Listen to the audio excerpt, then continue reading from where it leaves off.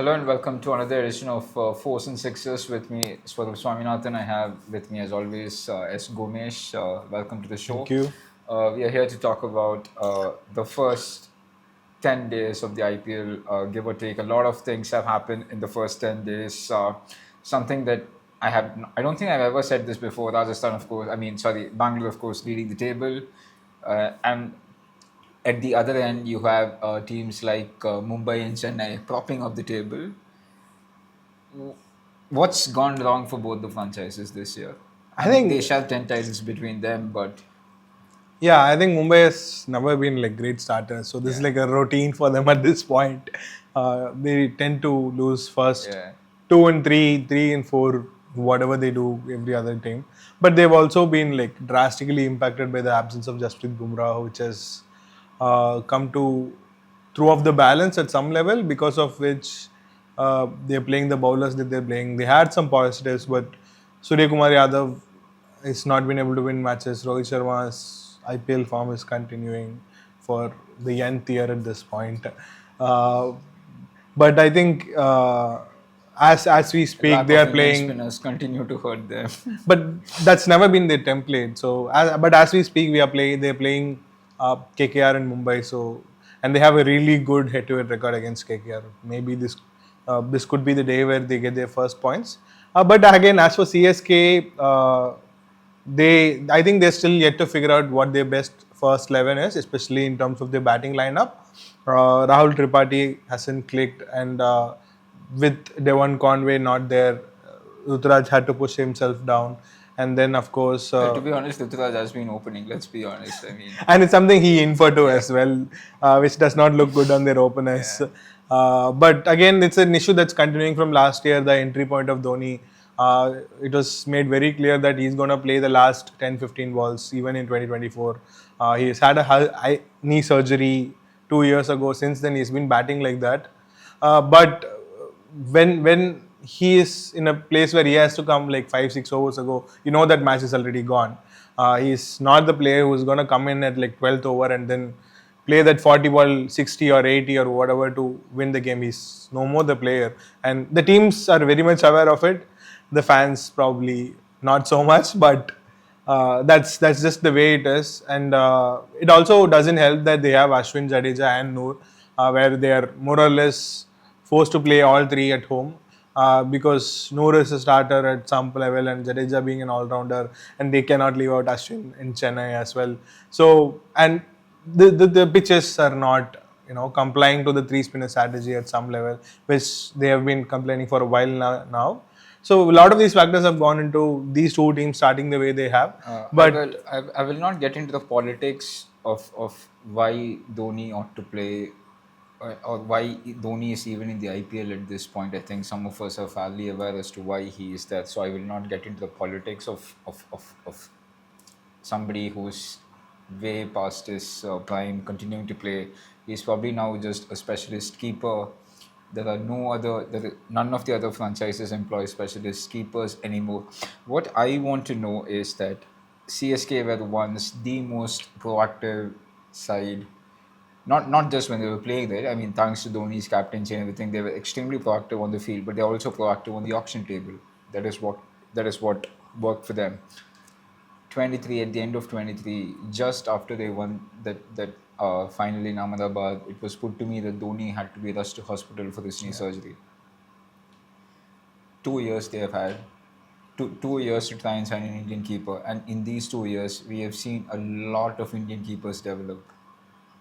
Why have Chennai continued to? I think the team management could answer it better. But from the outside, it seems like a point where when you have Dhoni is going to start almost every game, even if it Not just is. every game. So I was just looking at some stats, right? From the beginning of 2022, Chennai Super Kings are the only franchise to have had just one designated wicketkeeper. Dhoni has not missed a single match. I mean, that's credit to, obviously, to his quote unquote fitness, because people know that there is a proper fitness issue with him at this point. Not in his keeping though, but just general fitness when batting. Some of the other sides have had as many as 6, 7, and 8. And most of the keepers in this form of the game tend to bat up the order. You take the likes of Quinton de Kock, you take the likes of Rishabh Pant, Nicholas Puran. They all come between 1 and 4. For Chennai, that is definitely not a possibility at this stage, as Stephen Fleming said last night. Yeah. So why is this franchise, who clearly know what it takes to win an IPL title, they won 5 of those. Why have they handicapped themselves to this level? They've tried to move on in the last 4 years and on occasions rather unsuccessfully, like the Jadeja captaincy handover and take back, which is largely forgotten at this point, and how the stock has been about the smooth transition from Dhoni to Gaikwad. And they've tried now. You look at the larger picture, look at the way they're building their squad, you look at the way they're marketing their squad, marketing the content on social media. It's very clear that they are trying to build an identity. They are trying to build a franchise that goes beyond Dhoni, but it probably started a bit too late.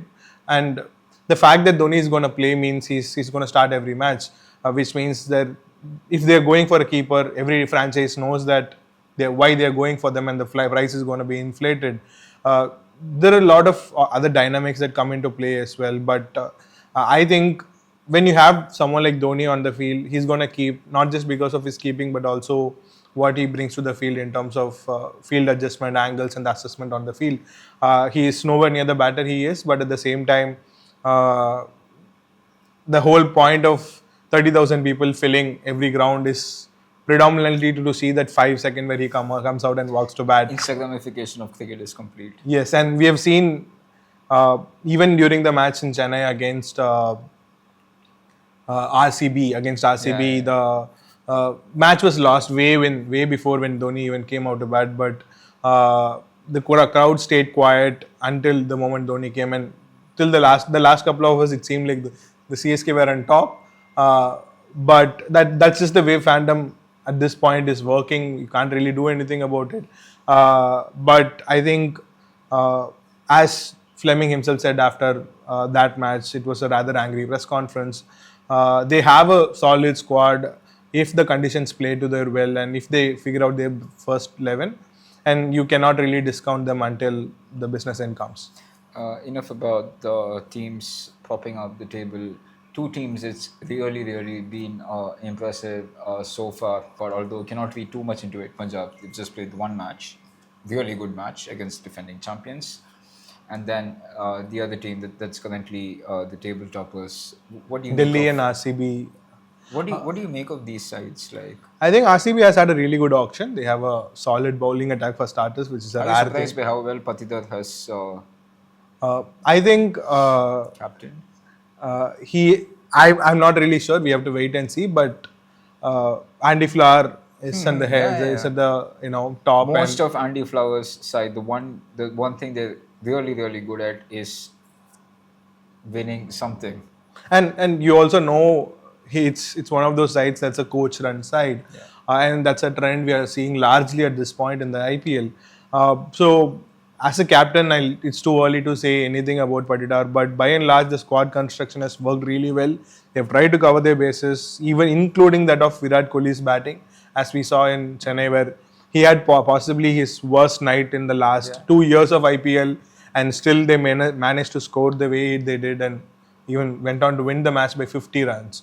So that's what reflects in the way some of the other teams have performed as well. Like RR, you have a bad retention, you have a bad auction. It's gonna show. It's gonna cost in the tournament early on. The sooner they figure out, the better they can make up for it. But by and large, uh, the majority of the top five are the teams that who have good auctions and good retentions, and that's the sign that we are seeing so far.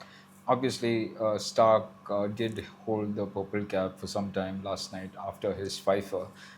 Are you? I mean, just coming back to Bangalore for a moment. Are you surprised by how well Hazelwood and Dayal on paper it shouldn't work, right? But No, I mean, they are like SDL had a really good season last year. One of the key reasons why they went to the playoffs was his bowling. As for Hazelwood, he has always been that bowler who comes in. He's not in the trend bowl category probably, but he's also someone who can give you those couple of overs in the middle and the death.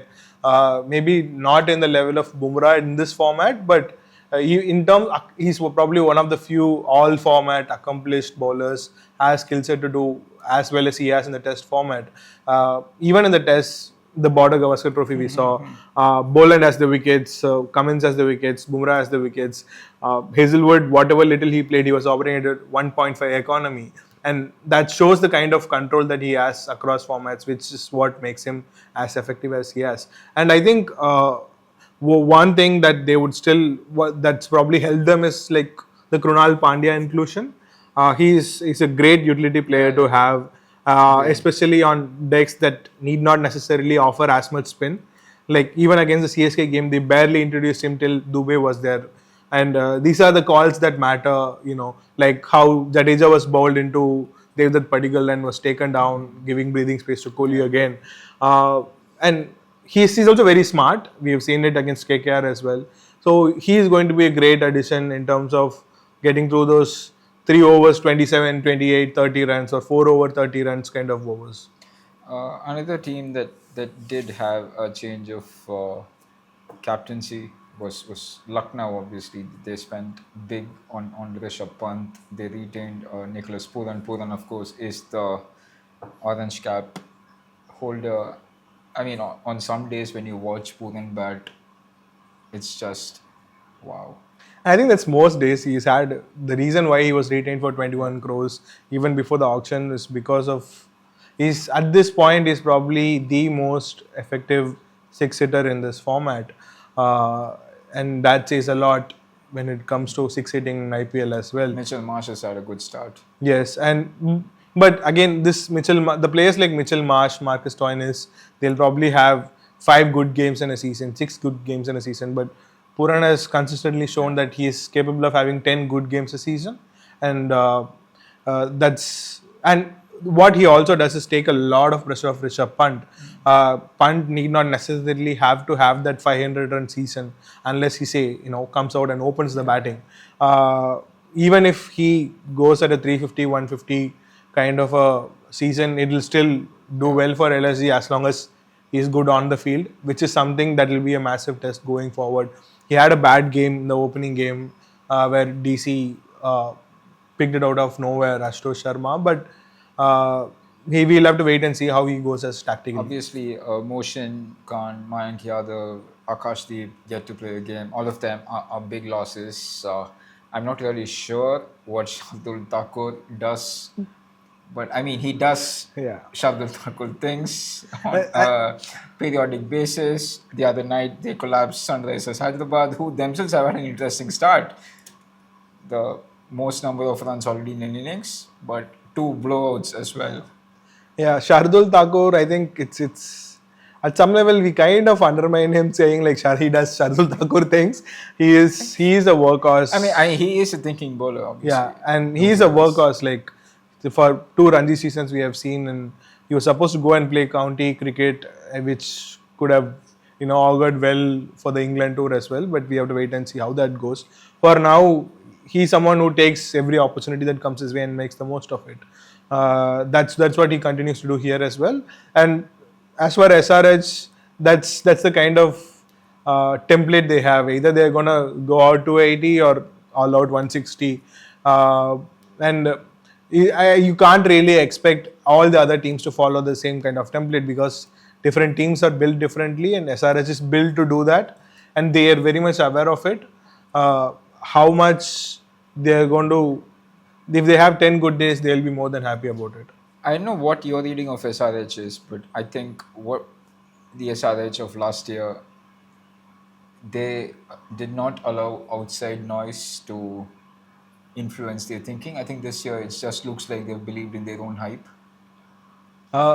Too early to say, but I think even last year there was a game where they failed to chase down some 160 odd and got all out, immediately. But again, if you have players like Travis said, if you have players like Abhishek Sharma, and the last year Rahul Tripathi was there, if I'm not wrong. If you have players like them, they're gonna come good on every other day at the very least. Especially someone like Travis said, Abhishek is still young. He's arguably the most all-format clutch batter at this point in the world. And I think what probably would hinder them is how well they are gonna go in terms of their bowling, in terms of how they take wickets, and the pitches are still fresh. The more it gets slower, Pat Cummins will come into play in the middle overs as well, and how much Bhuvaneshwar Kumar is gonna, be effective. All these factors do play a role. Interesting. Bangalore, Delhi, good starts. Chennai and Bombay, not so much. And then you have a bunch of teams, as you do tend to get because it's extremely early in the season, bunched up in the middle.